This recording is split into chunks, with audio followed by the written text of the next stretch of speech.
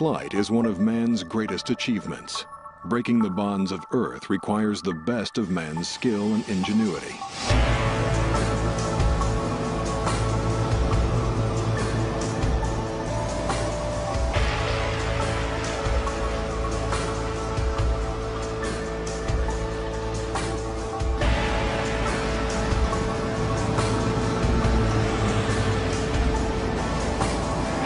On a planet governed by the laws of gravity, sometimes the best laid plans go bad. When you are in a plane, there is no such thing as a small accident. When it starts hurtling to the ground at terminal velocity and it hits the ground, everything just completely explodes. If you sit and look at it long enough, it shouts volumes at you. That way you can tell which way it is, whether it's coming at you or going away from you. These are stories of those consequences. You know, that's what's left in my fuselage. You can't even tell this is an airplane. And of the men and women who strive to make the skies safer. This is what happens when planes go down. Eli Cornejo is an accident scene investigator for the National Transportation Safety Board. What remains here among the piles of twisted metal in the Mojave Desert is the end result of a not-so-normal day in the Melrose Fairfax district of Hollywood, California.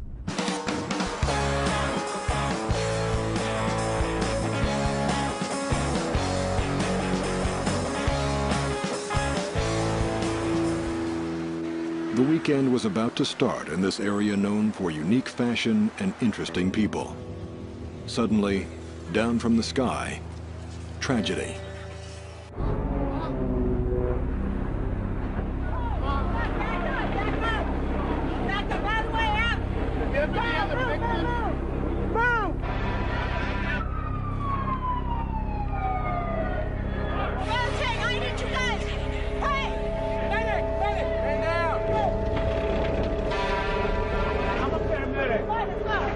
With the city still nervous from terrorist alerts, there was no hesitation.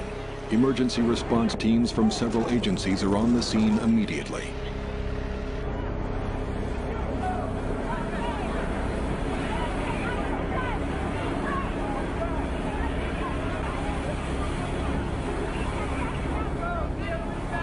Everybody needs to get back. Pick up your stuff and let's go. It's better your safety, and if something happening, we don't know if the thing's gonna blow up or anything.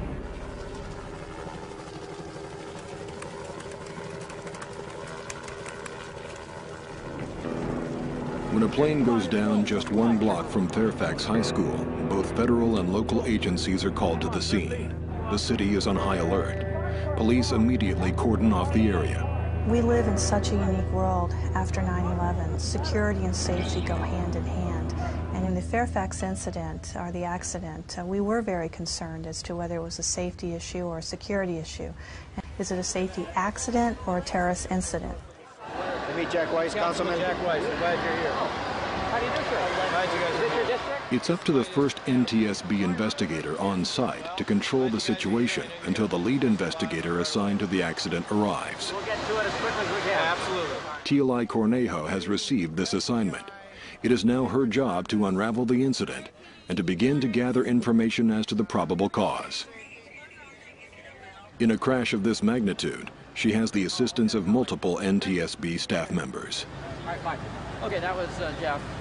So he says that you're going to hold a briefing with all of your NTSB support. We'll make a game plan. Maybe we can use the command post. Yeah, I gotta go see. Okay. So just make sure everything. Okay, so follow the boss. When an accident happens, the first people on scene are emergency responders.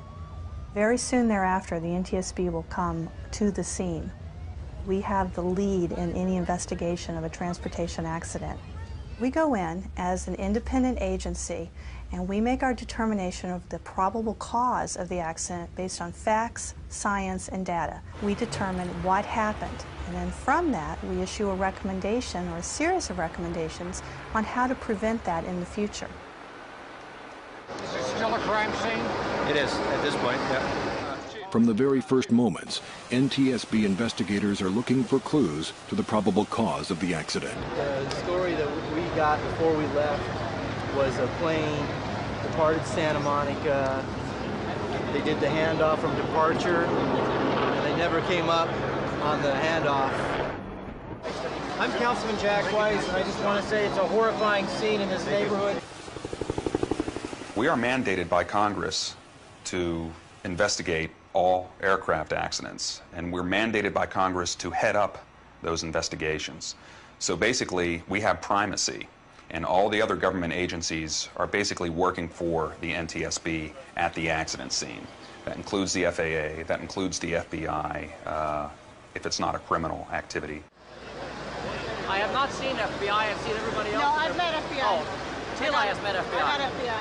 The first job of an NTSB investigator is to seek out the incident commander. So we're going to be here to support you, so and I don't know what you need right now. We're dewatering that area. They know that the FAA and the NTSB have a lot of expertise in aviation crashes, so they're more than happy to turn over the accident site to us after they've determined that it's safe. Yeah, so about 30 minutes before it. I'd rather do that than just jump in and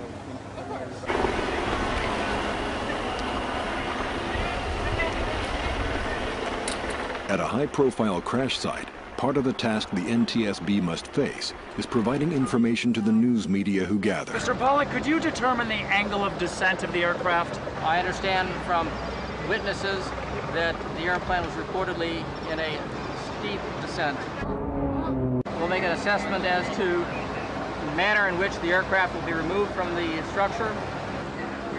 As soon as the fire department stabilizes the building from collapse, then the NTSB will, with its resources, attempt to have the aircraft extricated, and we'll be able to do the structural examination.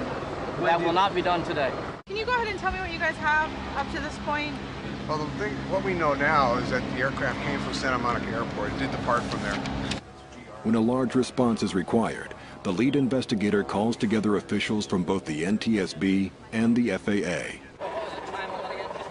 2251. This is a chance to check and cross-check the facts emerging from a confusing day, and to seek further information needed to begin assembling the pieces of this puzzle. Need the radar track, and then any kind of flight service station briefing that he may have received on communication tapes, those things. With night falling and the building still unstable, entering the structure is out of the question. But reviewing the information gathered that day is vital. I have one witness who saw the airplane flying straight and level, said the nose pitched up 90 degrees and the aircraft started climbing. He lost the aircraft in the clouds, and then the next thing he saw was the airplane coming back down in a nose down attitude, headed towards the ground and spinning. The role of the NTSB field investigator is critical to the success of the NTSB mission. They're an amazing combination of an emergency responder, Sherlock Holmes, a forensic investigator, a little bit of an engineer, a little bit of a scientist, and people who are dedicated with their heart and their head and their hands.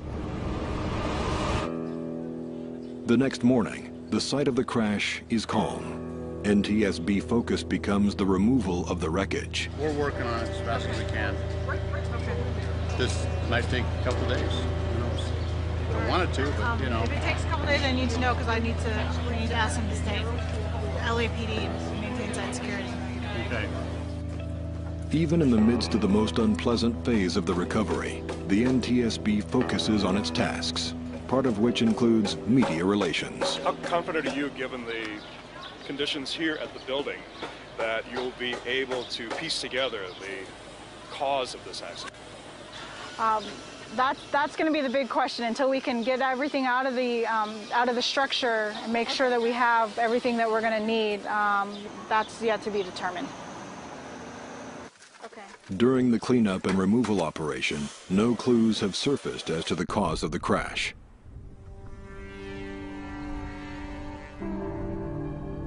The next step will take place away from the city. The aircraft salvage yard outside Los Angeles is a graveyard of aviation filled with questions. It is here that NTSB investigators must coax important answers from these silent ghosts. Today we're looking at the wreckage from the airplane accident. What we did this morning was lay out the wreckage and try and find the major components: wings, tail, flight controls, avionics, instruments, and we're basically trying to put the airplane back together again so that we can see modes of failure with the aircraft.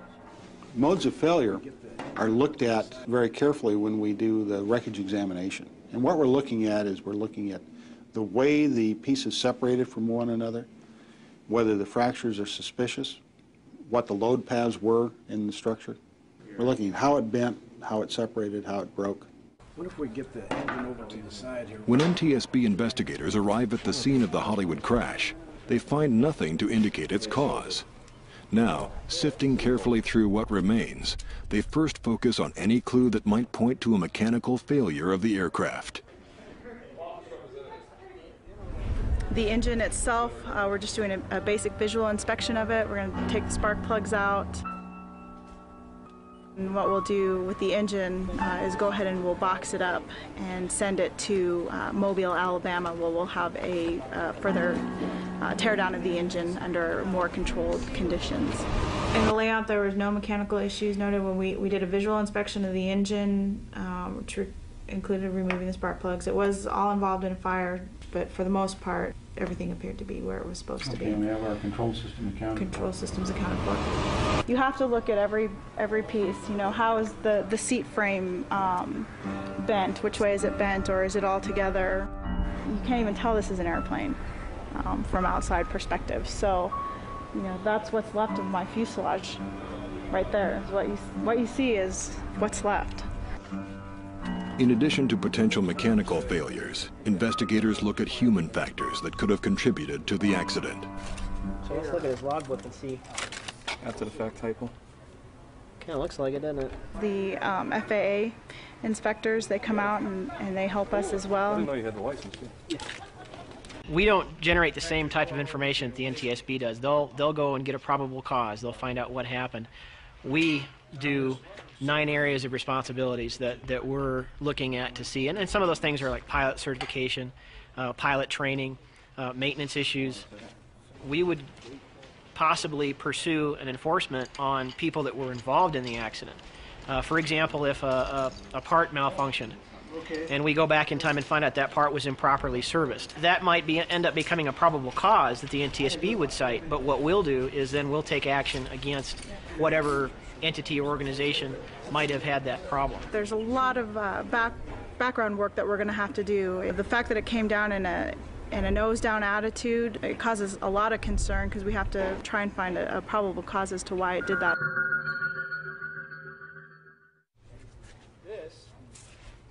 Even after careful examination of the aircraft wreckage, the NTSB cannot yet isolate the specific cause of the crash. But their investigation eliminates factors that might have led to the tragedy. None of the witnesses reported hearing any sputtering. They said that the engine sounded very loud. There's nothing abnormal with the autopsy. The medical examiner, I asked him, to take a look at the heart, and he said he'd do a macroscopic inspection of the heart, and he didn't find anything abnormal. The major part of the investigation will now, I have to complete my weather. All right, so we're waiting for weather, and then we have a radar study in process? Radar study is in process, and all that stuff. With no signs of mechanical failure and no abnormalities in the pilot autopsy, the investigation seeks assistance from NTSB laboratories in Washington, D.C. On the Monday following the accident, the investigator in charge needed some air traffic control assistance. So what I did is I asked the FAA and I put in a request for radar data and voice communications. And once I received them, I review them and analyze them and provide the investigator in charge with information regarding air traffic control services. We have software programs that we import the radar extraction, and we can visually see the radar track. The black squares are the actual radar track of this aircraft. And this wreckage site is the triangle. And so that now they can get to see a visual as to the streets that the the aircraft was approximately flying over. Some of the factual information that I found on the voice recordings was, first, the pilot did contact Hawthorne Flight Service Station for a weather briefing. He actually contacted the Flight Service 3 different times throughout the day on that Friday of the accident. He was very interested in when the weather was going to clear. You heard of any clearing east today? No, I haven't heard anything. That's Okay, well, I'm going to try to get out of here around Ontario and pop up through this. There's supposed to be some broken stuff out there. So let me out whenever you can. That day, we had the typical June gloom weather pattern here in the Los Angeles basin, where we had a stratus cloud deck with bases that were around 3,000 feet and tops somewhere in the 4,000 foot range. The briefings all indicated that it was marginal VFR and that the clearing was not occurring as quickly as they had anticipated. It was going to happen later on in the day. The pilot waits at the airport for the weather to clear. He has a VFR, visual flight rating, and is not certified to fly by instruments through inclement weather or at night. But after 8 hours, he decides to fly. Bonanza 1856 Papa, Santa Monica ground, taxi to runway 21. 56 Papa, clear for takeoff. I'll be staying under 3,000 feet. The aircraft did depart Santa Monica Airport and departed to the northeast. Okay, I'm just staying low here until I get see some sky somewhere. And that he was going to try to pop out of the clouds. Santa Monica Tower, Bonanza 1856 Papa. Can I get a frequency change? Thank you. Frequency change for 56 Papa. See you later. And then we have the witnesses saw him climb up into the clouds and then come spinning down. Well, an airplane only spins when it stalls. Aerodynamically, that has to happen. It's 1-2. A stall is an aerodynamic phenomenon in which an aircraft loses lift, the most fundamental principle of flight. Reducing airspeed and angles of ascent are among the most common causes of stalls. In a very short period of time, he went from 2,600 feet to 3,100 feet to 3,300 feet. In fact, the radar return data shows that this aircraft ascended 1,100 feet in just 14 seconds. I had a weather study done from about 8 hours previous to the accident time. I had cloud bases overcast anywhere from 2,200 to 3,300 feet in the area. As the pilot enters the cloud layers, attempting to pop out the top, his vision is obscured and his senses are fooled. Our eyes are very important to us. The visual cues are very important to keeping our orientation. Now, if we take away the visual cues, right, you no longer have any visual references outside, then that's how the brain gets confused about its spatial orientation to the Earth. The pilot enters the clouds. He cannot tell up from down. The plane climbs at too steep an angle, loses lift, then plummets to the ground.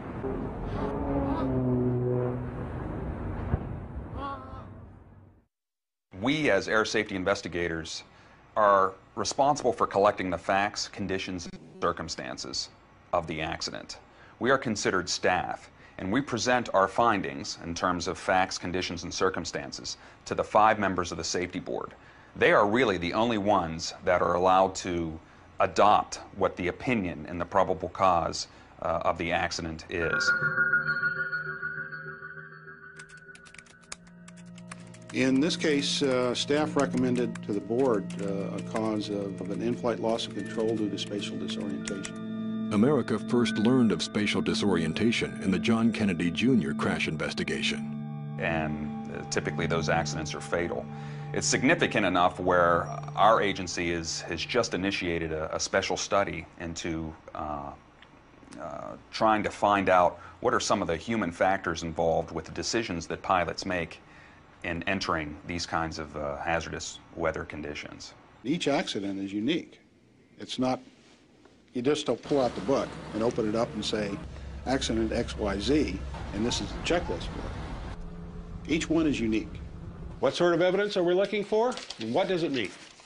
As the Western Regional Director of the NTSB, Jeff Rich is charged with training air safety inspectors from across the country in investigative techniques and strategies. Actually, I really like the part of my job that involves mentoring new ASIs. I enjoy training the new people and working with them. See, you're thinking one event. Right. Think multiple events. I only got 3 brain cells going.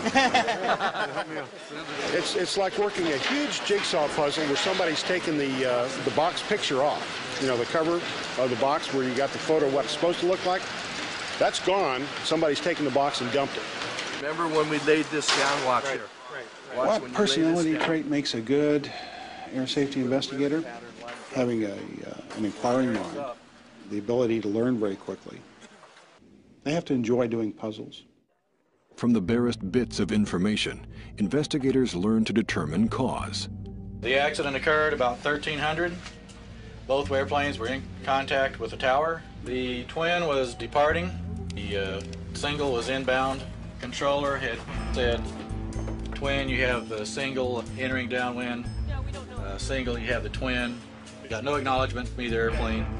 Immediately after that, the controller noticed the collision. What we're looking for right now on the aircraft is any marks or paint that we can correlate with the other aircraft. We are starting to see significant signatures like paint transfers on the propeller of this Mooney, blue paint, and there's no blue paint on this aircraft, so that'd be an indication that it came from somewhere else. We've got 2 blade strikes here, and those equal the same width as the spar. Pretty significant find. It gives us an approximate angles and the fact that the propeller on the Mooney aircraft sliced through the wing off of the Duchess aircraft and sliced through the spar. We can get an angle off of that. You see that? The first time you can mentally reassemble that puzzle and understand the way the vehicle got there and the energy path, it's the biggest endorphin I can think of. And it's an even bigger thrill when you can do something about it. What I get out of this job is that if by finding out what happened in the accident, I can prevent somebody else from making the same mistake, those types of things is what I'm trying to make a difference in. Patrick Jones is a relative newcomer to the NTSB. He is currently in his training phase as a staff investigator. Patrick is actually fine with the investigations, and I know that sometimes there's serious crashes and there's death involved, and he actually used to be a police officer years ago, and I think that he can do the job and detach himself enough and then be with his family separately. The individual investigators, this job, it interferes with their family life, it interferes with personal plans. You're at the whim of the pager and the cell phone 24/7 for your entire career.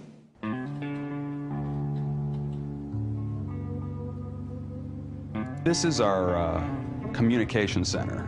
We stood this up back in 1997. It's manned 24 hours a day. A local law enforcement officer will call the NTSB Communications Center here and say, there's been an aircraft accident in my state, in my county. These folks know exactly who is on duty in each of our 10 offices. So the comm center sends a page out. The page is received by the investigator with some basic information about an airplane that crashed in their territory. From there, a dialogue begins. Be upstairs. The pager informs Patrick that a fatal crash has occurred near Santa Barbara and that he has been selected for the first time as the lead investigator. Do we know what time it happened? A single-engine plane crashes in the hills north of Santa Barbara. Unlike the crash in Hollywood, there are no eyewitnesses or radar reports to help NTSB investigators. You'll be surprised what's here. There's a lot of material. All right, why don't you lead the way since you've been up there working? Well, the reason we're out here, of course, is to examine the wreckage to see if we can find any airworthiness concerns so that we can begin to formulate a cause. Patrick Jones receives his first major assignment as the lead investigator to this crash. Jeff Rich, the NTSB Western Regional Director, acts as his mentor on site. See the big tree? It's got a break up high, and there's another broken branch that's about mid-level. Well, then all the other stuff is down low. So we had to be in some kind of a banked attitude. Yeah. Okay, now did we have any parts up here? No. Okay. This part of the investigation is all fact-finding. Right now we're trying to ascertain the way the airplane got here, which will help us determine whether it was in control or out of control. If, for example, it's out of control, then our real major concern is the control system. If it appears that the airplane was in control, then our focus becomes more in the power generation area. What do we think of this there on that leading edge? It's amazing what even this mess will tell us. If you're patient enough to listen to it, if you sit and look at it long enough, it shouts volumes at you to how the airplane went through the trees. So if we look at that, see, and this thing is inverted. Yeah, it's inverted. That wing is upside down? Yeah, it's upside down. You see, there's where the lift strut attaches. In fact, we see inspection panels. There's one. Remnants of one. No hinges, so just offhand, I say this wing is upside down. Okay, then that makes this the right wing. The right wing. Okay. The crush lines represent, of course, the impact. Okay. And we see right there that crush mark is a witness of the actual impact, and it will tell us exactly the pitch attitude and the roll attitude of the airplane. And in this case, it looks like the airplane was pretty much wings level and in somewhat of a level pitch attitude as well. Why don't we start with these control cables? There's only about 47 to 50 air safety investigators spread across the country. And those 50 investigators are basically charged with investigating nearly 2,000 aircraft accidents a year. Of that 2,000, maybe a third involve fatalities in which we actually launch to the accident site. Want to have an idea of where those pulleys are. You want to pay attention to the cable runs in the areas where the pulleys would be. They have to be well versed enough to know what's important and what isn't for the investigation. And then they zero in on that and come up with a proposed probable cause. We know how it went through the initial tree in a controlled attitude. Right now the focus is shifting to some sort of a power issue. We're typically on scene for 2 or 3 days for your general aviation accident. Then the hard part begins. We go back to the office and we begin all of the follow-up investigation. We interview witnesses, we obtain radar data, we collect weather information, we delve into the history of the pilot. The people who I'd interviewed who had flown with him indicated that it was a pretty tight strip to get in and out of. And he had, on previous occasions, scraped wingtips. Good heavens. And this is how wide? It's approximately 50 feet wide. The wingspan's 36. Not a whole lot to play with. No. And our accident site is just down over those bushes, right? Yes. Right off the end. And the distance from the end of the runway to the accident site was? 440 feet. 440 feet, okay. This is the departure end of the runway. The bushes that were shaved off at about wingtip height. Okay, you can see that flat area right there. And that red lens was found? Off to the left. Off to the left of that, okay. Yeah. It was about 181 feet from the departure end of the runway. This is a sideways view, which doesn't help you. There's your red lens. On the left wing at the accident site, the lens was missing, right? Correct.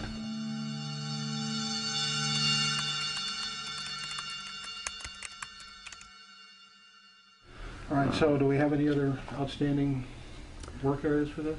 No. Okay. Basically everything seems to be in place, and pretty much should be able to wrap it up. Okay, good. When the NTSB investigator is satisfied that he or she has documented the perishable evidence, they'll give the green light to have that wreckage scooped up, and it's taken to typically a sheltered, locked hangar in case there's future examinations required. The NTSB and the FAA want an airplane brought back to a secure area that it's not controlled by the owner or the insurance company or the manufacturer. They want it in an area that's not influenced by any of those parties. So we'll bring the airplanes back to this hangar where they can do their investigation, and afterward, the insurance company, they'll pay me to store these aircraft until they figure out what they're going to do with them. Wings were just Steve Smalley operates air and sea crash recovery out of Palm Beach, Florida. Though his work takes him all over the world, his primary focus is within the southeastern United States and the Caribbean. He works closely with the NTSB. Usually what happens is an airplane will crash in a given area, say in the Everglades, and I'll get a call from an insurance representative, and they'll say, Steve, we've had an accident. You need to get our airplane out of wherever it is. And I'll be on the way to the scene immediately. Okay, where is it? In about the time it took me to drive the accident, I had an idea what I needed, and I started to put those people and those resources in place. Yeah, Chris, it's Steve. I need your helicopter. I've got one up here in the cow field, and it's absolutely, totally inaccessible.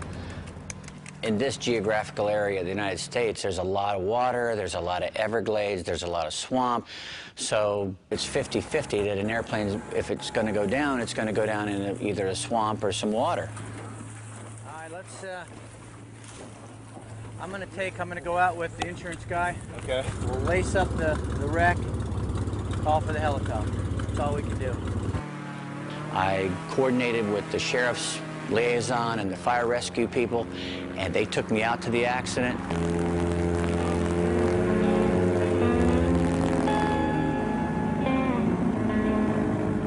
Yeehaw Junction, Florida, where the aircraft goes down, is along the region's busiest flight path. The marshes could only be crossed by airboat. Because there is no stable ground for the chopper to land, Smalley and his crew travel ahead to prepare the downed plane for removal.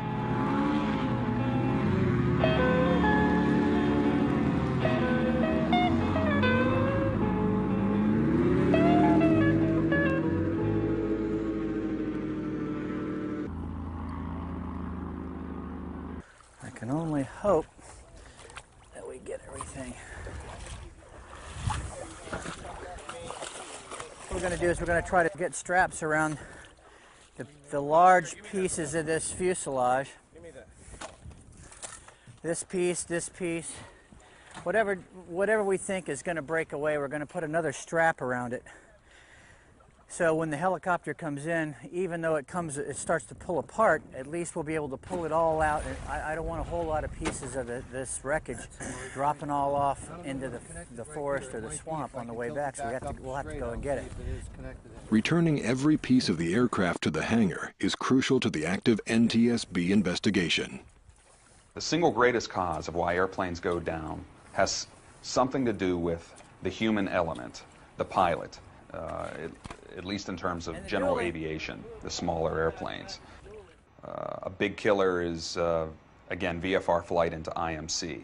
Good weather pilots that fly into bad weather. Weather-related accidents kills a lot of general aviation pilots. People don't realize how strong these thunderstorms are when they fly into them. It seems like it's okay. They've been in weather before, and they fly into one of these things, and yeah, you see them orange trees that are split? Yeah, the orange trees are split right open. I mean, it just tore the tail right off of this airplane. It's just amazing. It just never ceases to amaze me about what the weather can do to these little airplanes.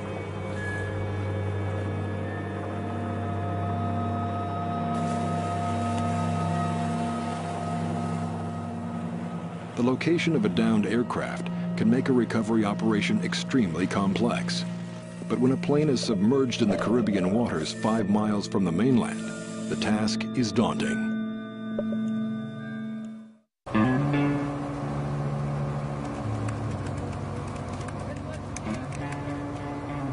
"6 miles off the coast of Marathon, in the Florida Keys, an 8-passenger plane goes down. Before the NTSB can continue their investigation, the aircraft must be taken to dry land. So it's really important that we get the airplane from where it is back to the shore without doing any damage to it. On February 20th, pilot Dennis Murphy encounters an in-flight fire. He tries desperately to control it, In the end, he makes a critical decision that saves his life. I decided the best way to put it in the ocean and put the fire out. I was just scared of hitting that water, you know. I did my best to slow that airplane down to, as much as possible before hitting that water. Within hours, he is rescued by a passing fisherman and makes it home with only minor injuries. Now the plane sits under 35 feet of water. It's tied to that orange buoy.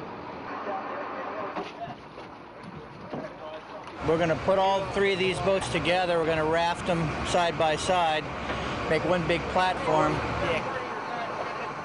Shark bait Mike will go down first and make sure there's nothing really big down there that can bite us. Get pictures of the airplane. Then the rest of us will go in the water and we'll try to put the straps on it.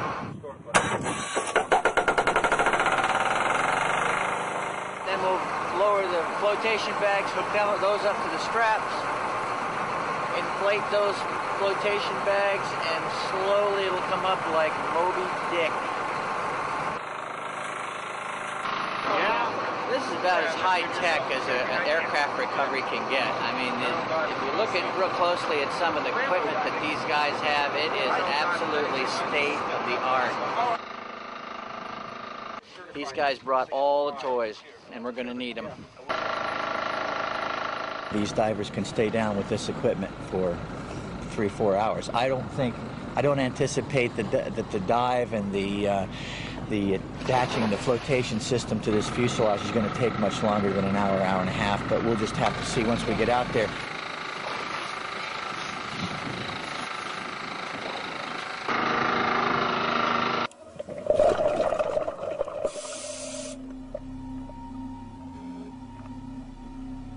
First, the wreck is surveyed for stability to ensure the safety of the divers. At the same time, they assess any immediate threats to the delicate marine ecosystem.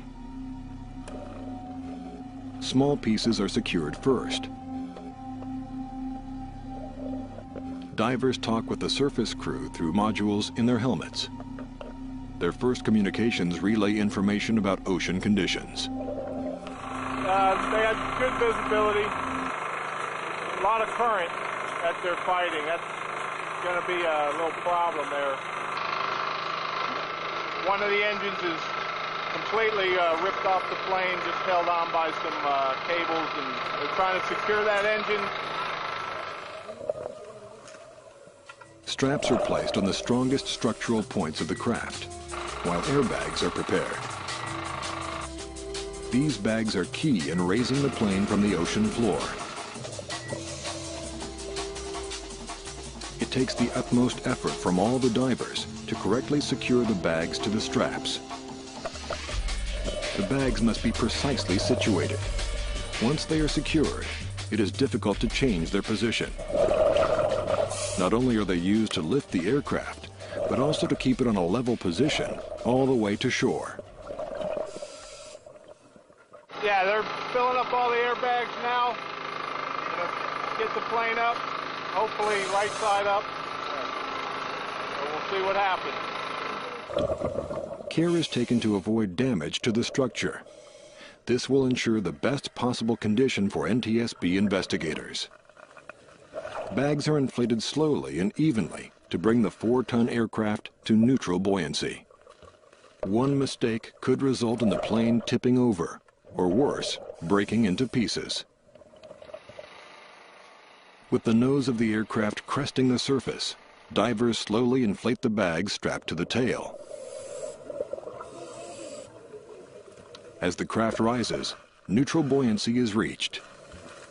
The plane now hovers in the right position just below the surface. People don't realize that you really don't want an airplane this size to float up on top of the water. That's a very big airplane. The wings are 50-some feet. The airplane's probably 42 feet long from nose to tail. As long as it stays underwater, see, it stabilizes itself. It doesn't rock as much as if it was on the surface.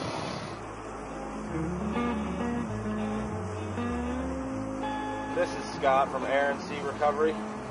I got the aircraft under tow, and we're en route.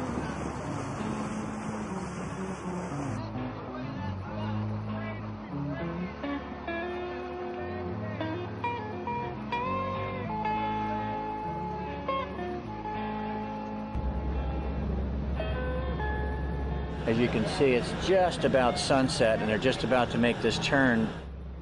The biggest part of this deal was having to tow it at 1 knot per hour. Wish we could have been this far an hour before, so we'd have an hour of daylight. What can you do? It's what it's all about. This is what we do. Yeah.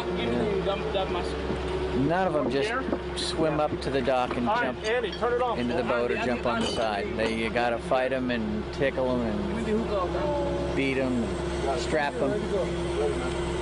He's gonna pick up on it, ease it in, pick up on it, ease it in. The closer it gets to the crane, the more lift he has. But he's got it now, and it's still full of water, still pouring out of it. Back on the shore, it's placed on jacks for NTSB investigators to complete their work by daylight. The plane will then be broken down and stored until final disposition of the aircraft is determined. When a general aviation accident occurs, an investigator is launched alone, armed with preliminary information from the FAA and law enforcement en route to the scene. On a busy holiday weekend, the call comes for Patrick Jones. When he arrives at the impact area, he finds that the initial evidence on the ground shows something completely different from all the information he'd been given.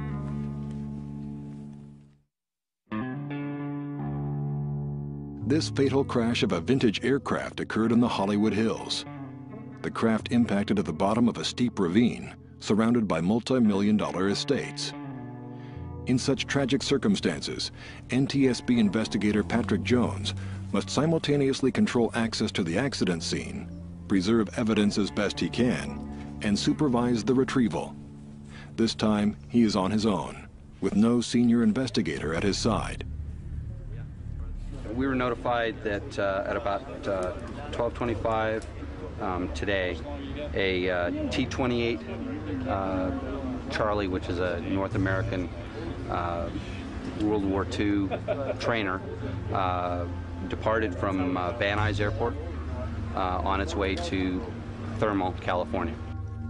It had not gotten far in the flight when it crashed into this location, which is a pretty deep ravine.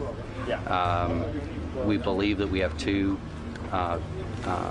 persons that were on board, and they were both fatal. The aircraft is pretty well broken up. Not pretty well. It's destroyed.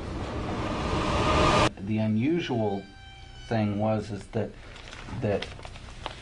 the Van Nuys is over here. The impact crater is relatively here, and all of the energy is this way. It's to the north. So the energy is going back towards the airport now. Part of what you're trying to do on scene is determine that all of the aircraft got to the accident scene around the same time.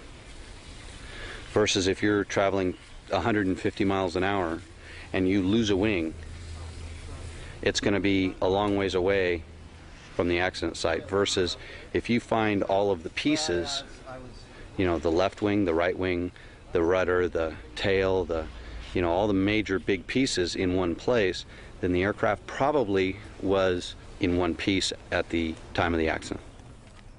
Yeah, I was just thinking underneath, just let it run under there a little bit.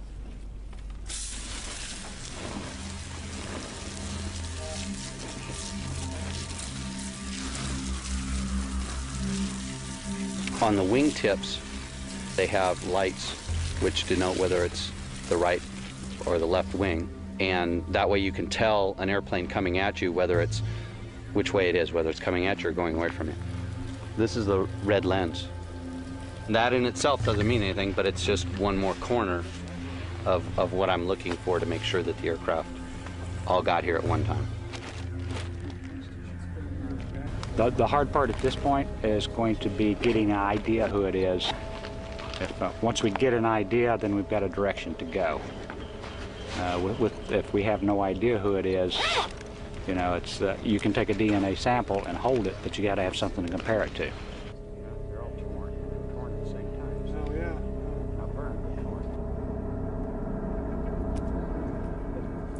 When you're doing the on-scene stuff, you have to do it based on that you're never going to see it again. How are you guys doing? We got as much as... Yeah, I think we've done pretty much what we can do for tonight because we're getting ready to lose light. Besides, I've got to do some sifting and raking in here. The area is secured and monitored overnight by law enforcement. In the morning, crews resume their work. They will need to find a way to get the remains of the plane and the crew out of the ravine.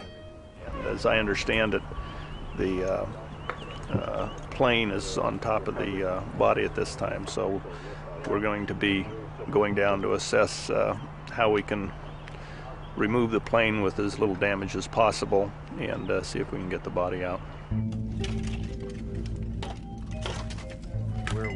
When you have an accident that's this total, bits and pieces can mean a lot or they can mean nothing. And you have to take it all in, and a lot of this is just trying to recover it all. We documented the way everything was sitting before we started disturbing stuff. So are we going to have trouble reconstructing his instrument experience in the T-28? Particularly the recent experience? Yes, we are. The accessories on the back of this motor were just spread out in little tiny pieces.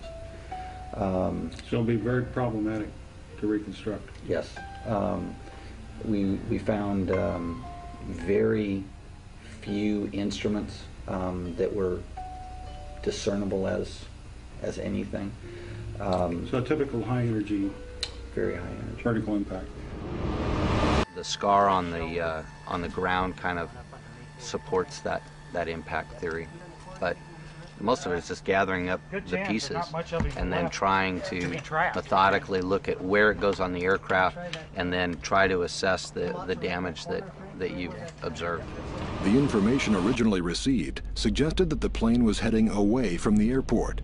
However, the impact scar at the crash site tells a different story.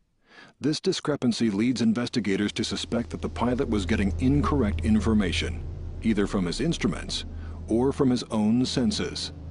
In both the Fairfax crash and in the Mulholland crash, the grunt investigative work, what that did was exclude mechanical or system failures. The only thing left were the anomalies that we see that lead us to believe that a spatial disorientation was involved in both. In this case, the staff recommends to the board in Washington that the crash occurred due to pilot's loss of control. This was brought on by spatial disorientation. A possible factor in this was distraction caused to the pilot in the adjustment of his flight instruments.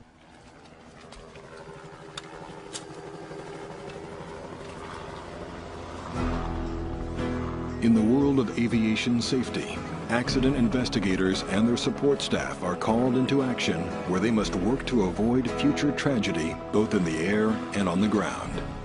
The further we test our technology and power, the more we test our bodies and our senses.